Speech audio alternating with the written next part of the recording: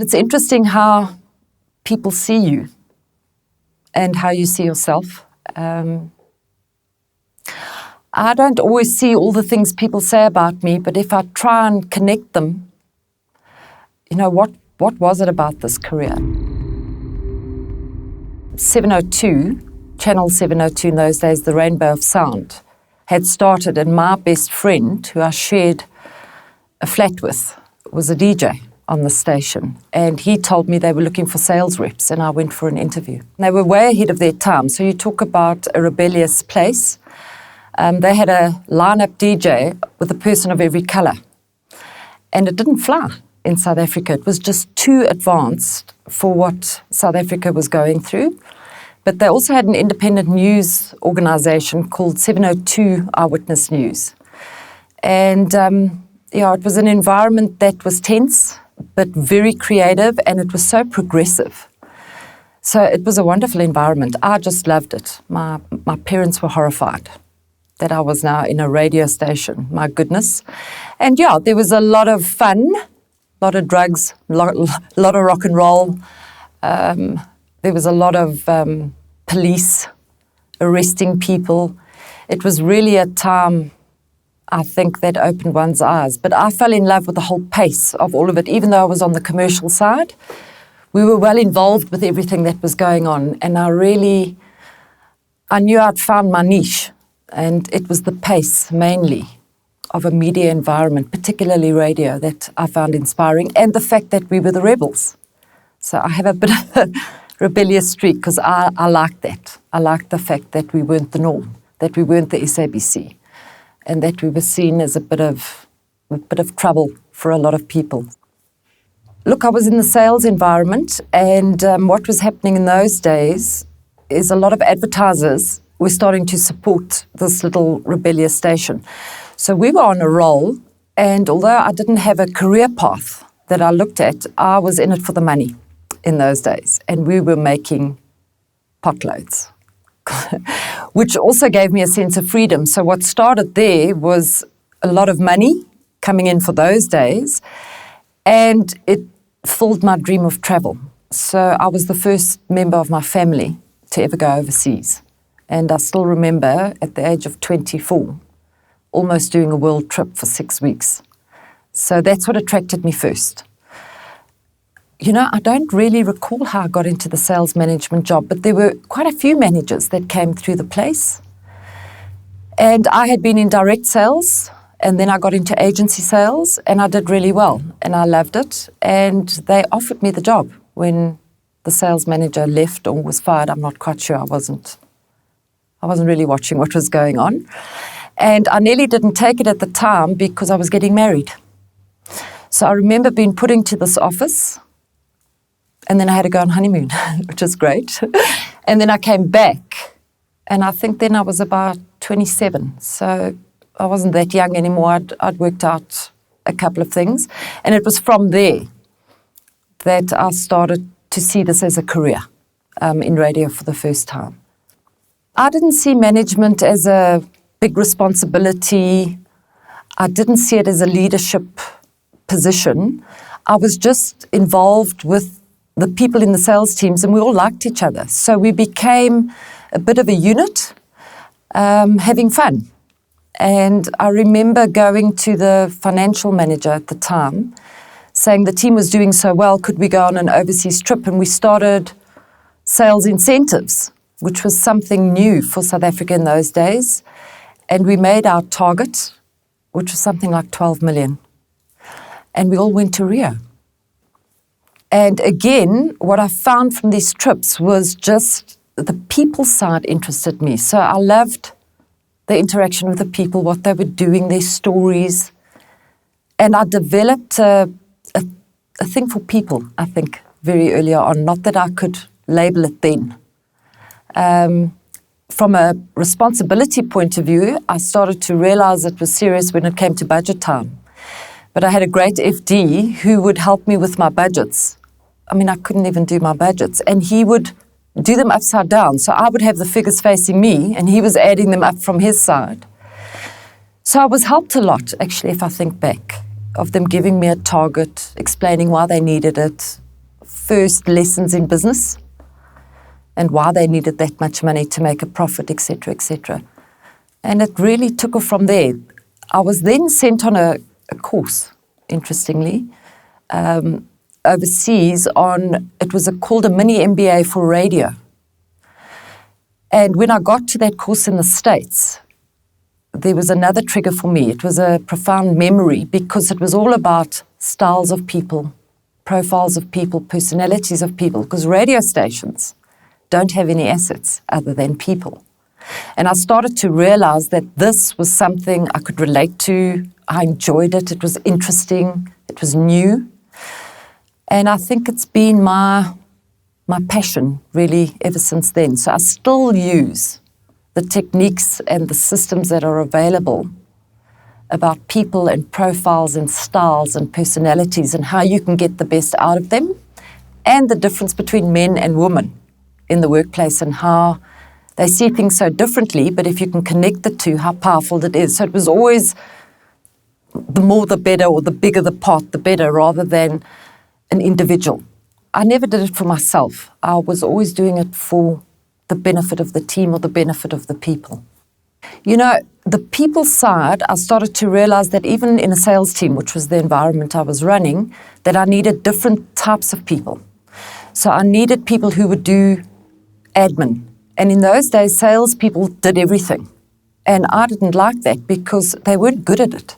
So there was always problems with contracts and detail and adding up the numbers and filing stuff away. So I started to realize that we needed a team, that you couldn't just be a rep. Today it's called an account executive. But you couldn't just be a rep, go and sell, and then be expected to be able to do the admin side. So I started to build teams of people, employing admin people who loved admin. And that's what they wanted to do, and that's what fired them up. And then teaming them up with what I used to call the Teflon babes. I mean, people who just ran, got knocked back but ran again, and they didn't really care much about people. They were just chasing. And then trying to get these two teams now to work together. So the A's were always complaining about the admin people. They're so boring and, they're asking me questions and I don't have time. I spent a lot of time training them to understand that if they use the admin person well, and for the admin person not to be offended by this Teflon babe, that the team together could be stronger. So I also started in those days having very different profiles of people. So agency sales reps were more manipulating rather than direct, whereas direct reps were more hardcore going in. The admin people were softer but focusing on that. And I built this team and we just took off. And we also, when we went on the incentive trips, everybody went. So it wasn't just the high flyer in sales. So I'm a great believer in pulling everybody together, and everybody plays a role. No matter how big or small, everybody should be rewarded or recognized, and they're part of a team. And I still have that philosophy today. So the sales team was running well, and I started to realize that if I could get access to programming, which in those days are the stars on air, and use them in the sales pitch, we would do even better. So even though I was in sales, I started to make my way across the corridor into programming, very different side of the business. But I started to have conversations with management about news, for instance, and could we sponsor news bulletins and, how would they want them done? So all of a sudden I was more involved in programming. And I must say, I was fearful of it because these were the big stars. They were mavericks. I mean, we had the John Berkses in those days. We had some controversial characters.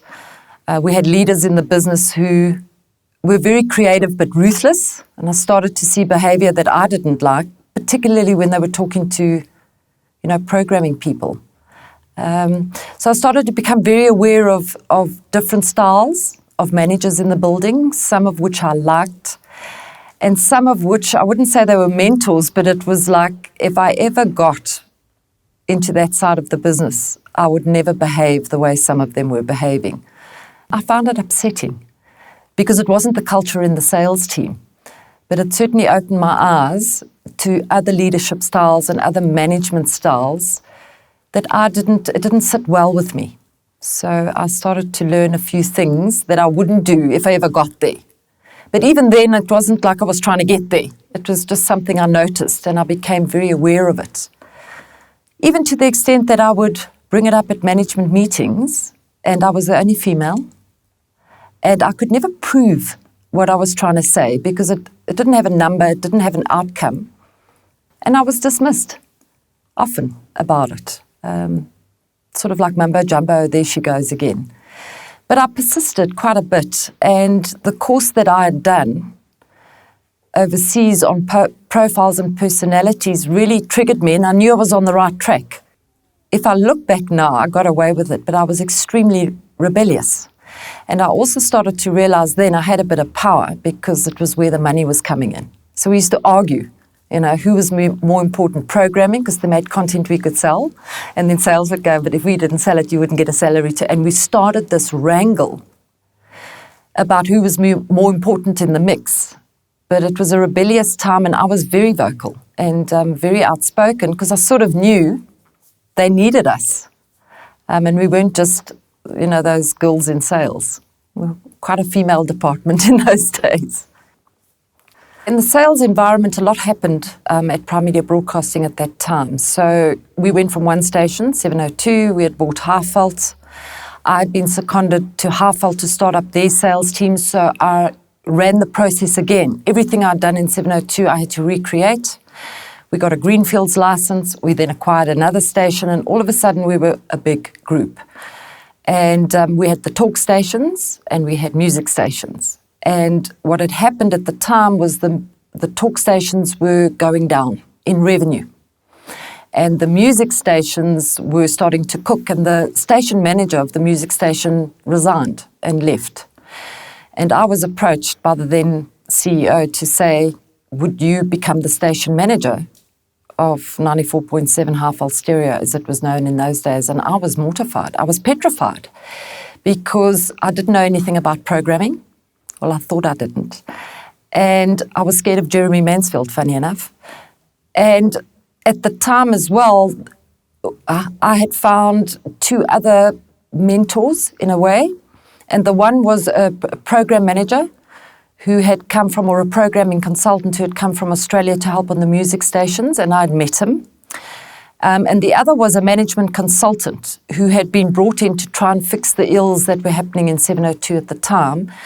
And they had lost their way, and they were so focused on the music station coming into the building that they were competing against that instead of looking at what they were doing. And I must say, when they first approached me, I was horrified. Then I started to realize that maybe I could do something here. And 702 particularly, from where I had spent many happy years, had turned into a place that was a bit miserable, and people were upset and miserable, which upset me because I knew them so well. Highveld was flying at the time on the revenue side and on air. So I thought, well, let me go in and learn more about radio as a whole. I did have a bit of a knack for programming because I had started to sell campaigns that included programming, and I had worked very closely with programming. So I took the job, provided there were two provisos: that the programming consultant would continue and not leave because the station manager had left, which he committed to do. And the management consultant that I'd met trying to help 702, I brought him into the Highveld side, the music side of the business. So I started in that role with these two men who I still work with today, became very close mentors on two very different disciplines of radio stations. I knew the sales and marketing side. I had somebody teaching me what to do on programming, and I had a management consultant showing me where the world was going, how teams were evolving, how businesses were developing. And so although I became the MD of the music radio stations, it was a team of three of us, again, that started to develop, taking these music stations forward. And I quickly got used to what I had to do. And again, I built my relationships with the programming people. And I didn't do what I had seen before with them. And I involved them in the whole station. So we all started to work together, even finance people, even IT technical people. We would have meetings where everybody was involved on why we were doing something. So I think thinking back, I shared a lot with them about the business as a whole, and we flew. We were having a whale of a time. So the music stations were doing really well, and the talk stations were plummeting. And I was approached again to say, can you fix 702? To which I answered yes, but I had no idea how I was going to do it. So I think when leaders go, I had a plan. I think they're talking rubbish, because my drive to perhaps taking the job as CEO was feeling so bad for the people in 702. And I remember it was a pivotal moment, actually, where a mail was sent to me. And in those days, email was a new thing, and I'm not the most computer literate person. But a mail was sent to me by the person running one of the stations who was not doing too well to say, look at this, what do you think? And I responded to her mail instead of to the person who forwarded me the mail. And I banged off a very direct line saying, it's not the way I see it, and it's a load of rubbish. And of course, as I hit send, that mail closed down and up popped the person who sent me the mail. And I realized immediately what I had done, and it's actually quite a funny story, because I flew across my desk because somehow I thought, if I pull all the cords out the wall, it won't send it. And I had a glass desk, and it had obviously a very sharp corner, and I hit my hip as I hit the desk. So I had blood pouring out my hip, and I was lying across this glass desk, ripping cords out of the wall, which cost a lot of money to fix. I'll never forget that. But the mail still sent, clearly. And the person who received it sent back one line, oops. And I remember looking at that thinking, I don't have a problem with it. I phoned and I said, you know what? Everything I said, I would have said to your face. And what I didn't like about it was the lack of truth being told to 702 what was actually happening. So I think I realized also then, if you want to fix something, you got to be real. And you just got to treat people with respect if they deserve it. I mean, there are some people who don't deserve it. But just find out the story, be kind, tell people what's going on. And it's a leadership principle I still live by, that you got to model the way. So you got to lead by including everybody. I think secrets are such a bad thing. And I was then approached to take over the group, the CEO role, and primarily to fix 702. And I think that's where my leadership journey started for real, because now I had 4 radio stations, and I had to get this thing rolling. So I took the job after lots of haggling for CEO of Primedia Broadcasting, and now I had 4 individual stations, 2 in Cape Town, 2 in Joburg, all doing their own thing with their own teams, and it was a nightmare. And I started the process of integrating into one company, driven by 2 things. I had a lot of skilled people in all of them and unskilled people. The costs were soaring and the talks weren't making great money in those days. So I was driven by obviously cutting costs like most leaders have to do, but for the right reasons. So I started integrating a lot of teams where we could save costs, but it was the right thing to do at the time. So when we were going out to the marketplace from a business point of view, because you've got the radio station, which is entertainment to the public, but there's a business side, that we would go out with one offering and sell talk and music, Joburg and Cape Town, national or regional. So the first thing I did was integrate a sales team, which you must understand had been trained to go against each other. So when the talk reps were going out, they were going, oh, radio stations are just background music. Nobody hears your ad. The music stations were going out and say, talk's too intrusive, so nobody listens during the day, whereas they were all fighting against each other. And of course, by then, labor laws were increasing. There was a lot of rules in business that weren't there in the early days. So I remember the first task being integrating a sales team. So we had to give them notice on their current contracts and get them to reapply under Primedia Broadcasting because nobody was employed under that legal entity. And they had to prove to me that they could sell 4 brands. So I suppose the culling started where they would come in, could they sell both? Obviously they didn't have each other's product knowledge, but we were looking for a style in an individual that would buy into this. And they did. They reapplied for their jobs.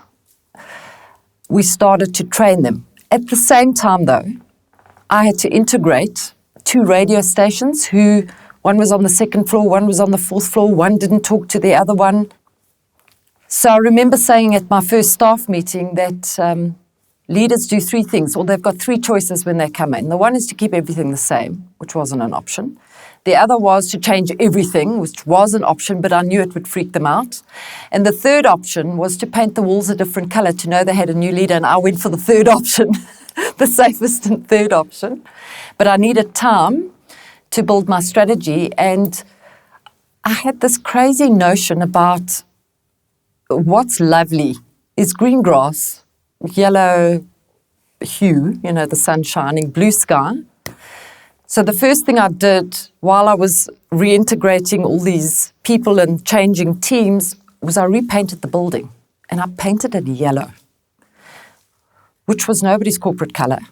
And I could see people freaking out, but I also gave them the choice that as I was going through the building, painting all these walls, I laid out permanent markers to say, write whatever your issue is on the wall, and I'll read it. It was like a new comment box. And people did. I used to float around the building at night and read what the issues were, what they were saying. And I used that when I was building what I had to build, or I knew what I would have to face as a challenge. So, not everything they say you're going to agree with. So I had that going. I had focus groups going on the brands, checking lineups, who was in the right positions, what did the public want. I had marketing teams looking at brand prints and what the stations would stand for, because I understood clearly they had to have a position in the mix. And then I had management consultants on the ground helping me with strategy and what was needed to be done. When I think back, I was so busy in those days. I was just running. But I was on a mission, and I was determined to fix it. So clearly, I'm quite competitive. People tell me that, but I didn't see it like that at the time. I wanted to fix it so that everybody would be happy, and I think that was my next lesson. You couldn't make everybody happy, and it became really tough because as you made one happy by giving them a role, you were getting rid of somebody else. And I remember a rumor going around the building that there was blood in my office, and it was flowing out my door and down the stairwell and out the building. And I was mortified. Quite emotional.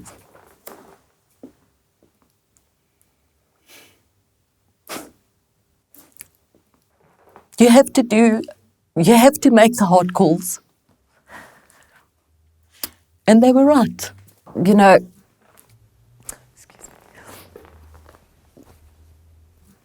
That for me hit home, but it was the right thing to do. So I think I learned then you had to do the hard things if you kept focusing on the outcome. So a lot of people think leadership is just about, you're at the top and you can shout instructions. I suppose you could. But no matter how you lead, there's hard moments in the business. So that really hit home. But at the same time, I just kept going because I knew what I had to do. And then I also tried to show a more caring side, which I think I am. I think I've got an enormous heart, although I don't always show it because you can't. My husband says the softest thing about me is my teeth. Anyway, at the same time, when all this was going down, I was also getting them new furniture. The environment was just toxic and it was ugly. And I think here's a throwback to my design days. I started, as I said, painting walls. I brought in colour. I went to presenters and asked what colour chairs they wanted. The 702 presenters were horrified that I was even having these conversations with them. And I remember Jenny Chris Williams saying to me, I want a pink chair. People were horrified, but I bought her a pink chair. And the whole place turned into a lot of colour. So there was colour everywhere. We were starting to get things going. We were starting to see benefits of the move. And remember, this is a period of 12 to 18 months. It doesn't happen overnight. You're moving at a pace because you've got to fix it. And at the same time, I've got a board of shareholders saying to me, but you said you would fix it. You said you would fix it. And I'm 6 months in and I'm going, give me more time. I need more time. But you said you would fix it. And I remember telling them it would take me 3 years and realizing they weren't going to wait that long. In fact, there was a moment where there was a discussion about selling 702. And I was fighting. I was fighting at board level. I was fighting on the ground. I was just trying to get everything going. But we turned 18 months into the process. And when I say turned, the lineups had settled down. The staff were happier. We had cleared the building of people who shouldn't be there. We cleared the toxicity of what was happening in the space. And we were celebrating successes. So I'm also a great believer in modelling the way and being firm. But when there's something to celebrate, we would celebrate. So there was always a party or there was always something going down in the building. So we spent a lot of time playing, but working really hard as well. Something I try and keep up today. Although the business is so big today, we often stop and go, boy, when last did we have fun? Although we have fun every day, I think. You know, after all I had to do in the tearful moments, which I won't go there again, there was a competition out there called Boss of the Year. I didn't even know about it. And people on the management team and some of the staff, including those that I'd had to do a lot of hard work with, decided to enter me. And I shied away from the limelight. So I just wanted to be the person in the background, getting everything right. And I had this belief that I had all these shining stars and they would be the forefront of the business. And I think I hid for many years. But that was the start of bringing me out to the public. They entered me. And by the time I knew and caught up with them on what they were doing, I was already in the finals. And of course, now they had to disclose because I had to go for this interview. I was so mad with them for two reasons. One, it was pushing me publicly, which was not my style. And the other was, again, my competitive nature. What happened if I didn't win? I would be mortified if I didn't win. Anyway, I won it, thank God. I was so relieved. Not even happy, I was just relieved. But I think that said it all. And that was another turning point for me, that I could do this, that I could lead very challenging people who are leaders in their own right, that I could run a business, that I could integrate teams. And I was making money for the board. I mean, we were really, in those days, flying. I mean, we were growing at phenomenal double-digit growth, which was unreal in those times. And the other thing I learned there was to never stop trying. So I have a saying now, it still permeates in the building, where I'm always saying to them, just because you can't see where it's going is not a reason not to start. So I'm quite a risk taker, I think. I'll try something if I feel it. Another saying around the building. I'm often not shouting at them, but I'm often clicking my fingers going, can you see it? Can you see it? Can you feel it? Can you feel it? And they're all staring at me. I'm going, well, I can, let's go. And I've got this thing, if it doesn't work, we'll just stop and try something else. So we try a lot of things, even when we can't see where it's going. Leader Say is one of those stories. Well, Leader Say was an interesting story. It's also quite personal. It started personally when everything was going well in the business. We were learning, trying new things, doing well, but something was missing. And at the same time, things were going really badly in the country. And in a media organization, the things you get on your screen in the morning is enough to make you want to stay in your bed and not get up. So I was dealing with seeing the ills of our country every morning, the most horrific stories, pleading for help. We would hear some of the stories on air, and we were trying to encourage particularly the talk stations to pick up these stories and do the right thing. I had worked so hard to make this work and make it to the top, and yet I felt like maybe I should be emigrating. So 2 things started with me. The one was standing at home looking at my 2 little girls and the dilemma. Do we emigrate after we've got to this point?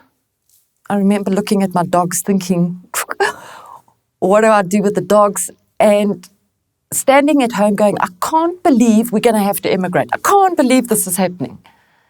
And it was my daughter, who was about 13 at the time. She said, Mommy, just do something about it. And I thought, just do something about it. So I started a conversation 2 years before 2010 with the management team about what are we doing?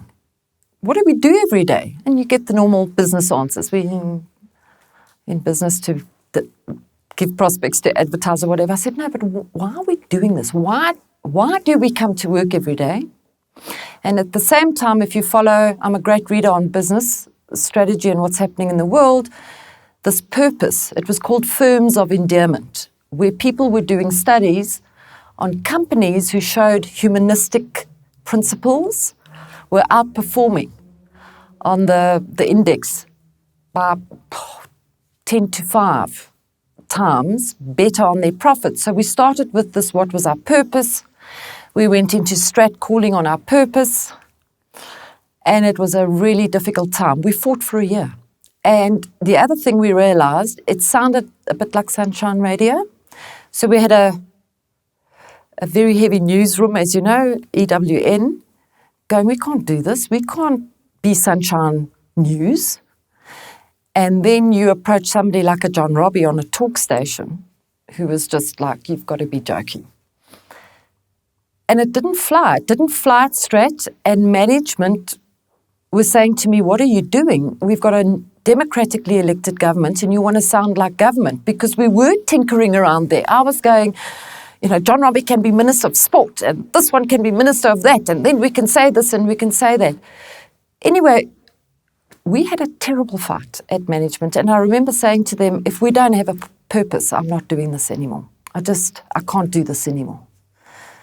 And we refined it and got down to active citizenship. The answer was, change in the world comes from active citizens, not revolutions. Well, revolutions work, but that's not what we were calling for.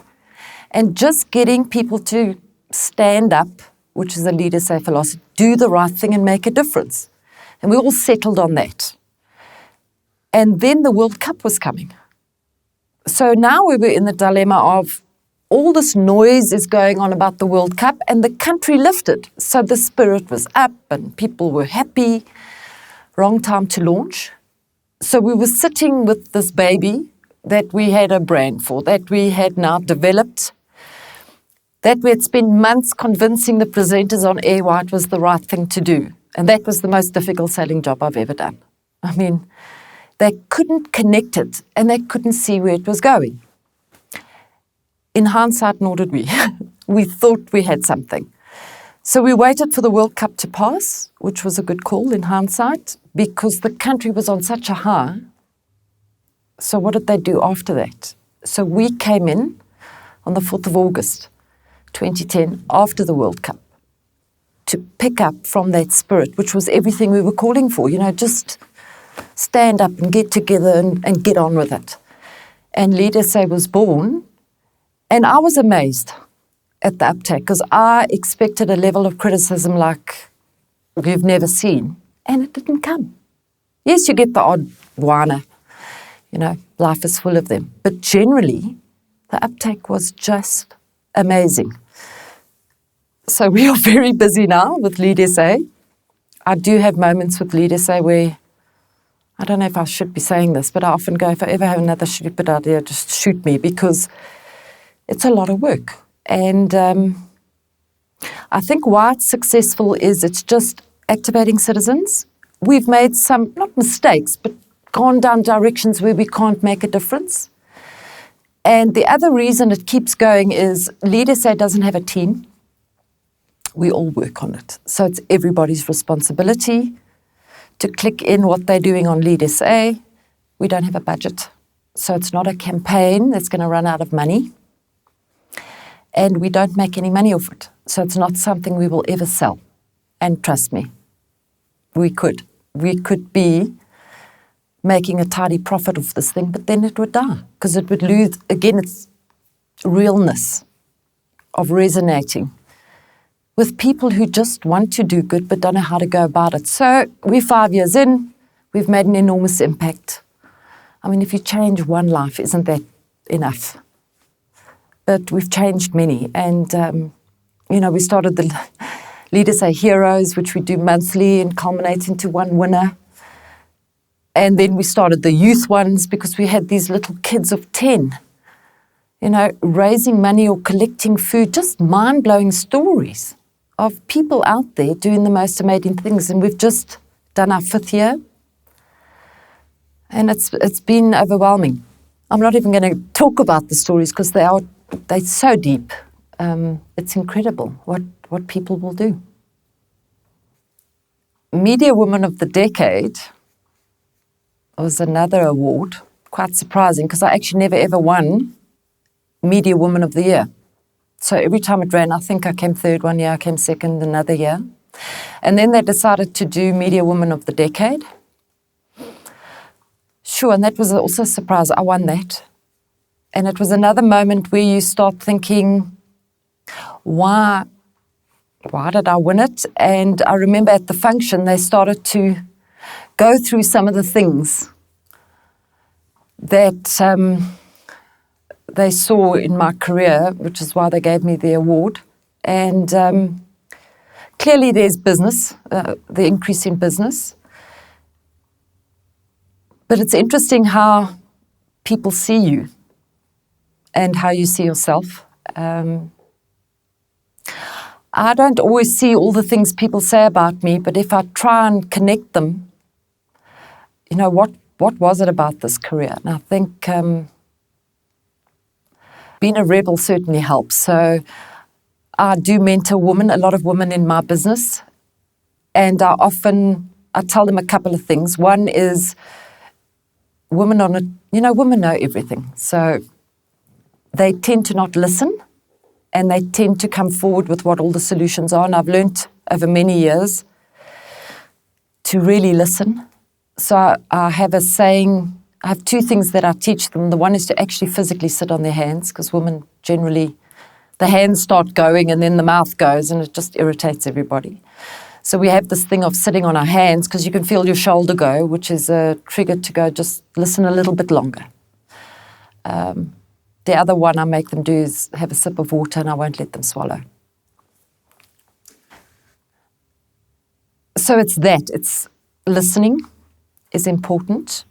But at the same time, if you're feeling something, and men and women feel it, and people say it's intuition, and then they'll say, oh, you're blessed with such intuition. Intuition comes from really knowing your business.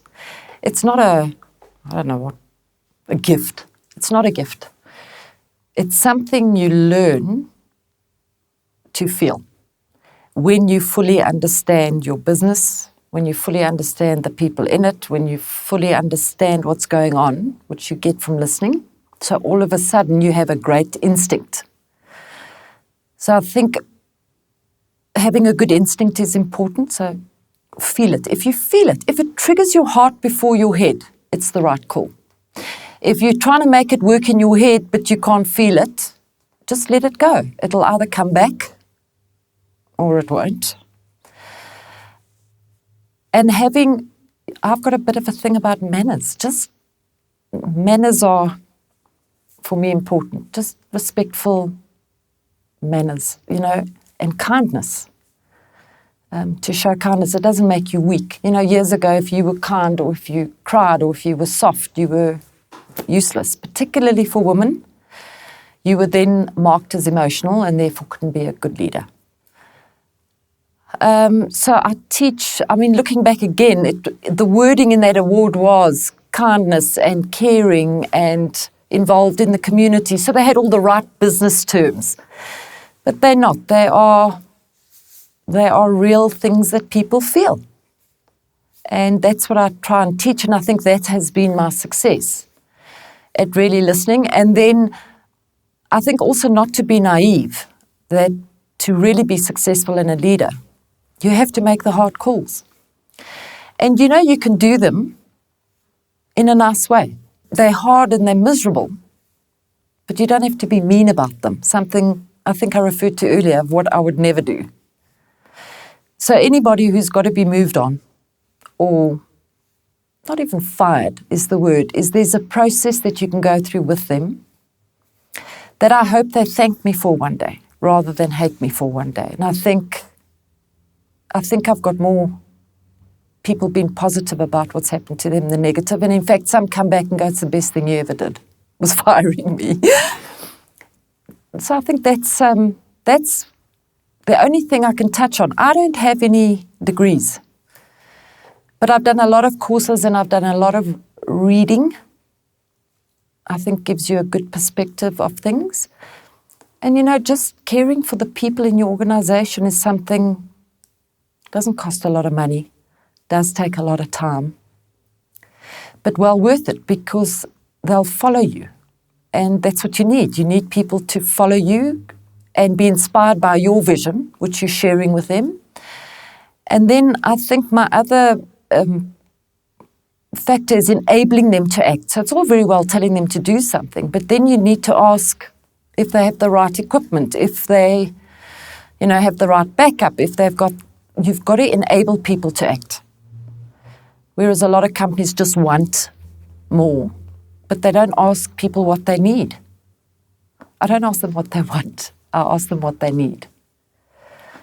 So that's some of the things I've done, which, and I get bored really easily. I think that's the other thing. If I get bored, everybody starts going, oh no, yeah, she goes again. So if I'm bored, it's like God help them all because we're on to something new. But I think that's the innovation side. That's like, come on, we've been doing it this way. What else can we do? So we also run meetings where people can express themselves. So we run a thing called Wedgie Wednesday, which a wedge is something that you can wedge into the business that'll take us forward. Doesn't cost a lot of money, and if it doesn't work, we can pull out really quickly. It's amazing.